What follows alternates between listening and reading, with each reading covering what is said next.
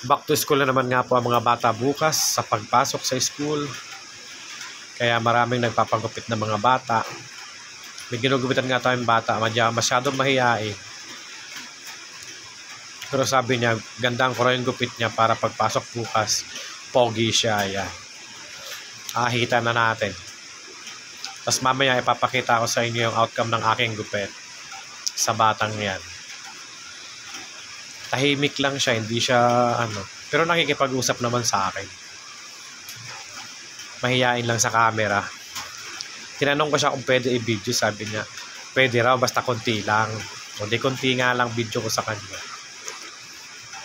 Ayaw niya ng mahaba raw na video. Ayan na nga po ang outcome ng ating gupit sa bata.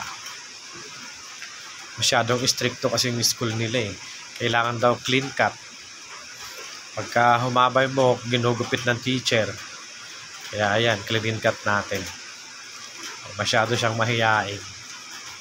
Oh.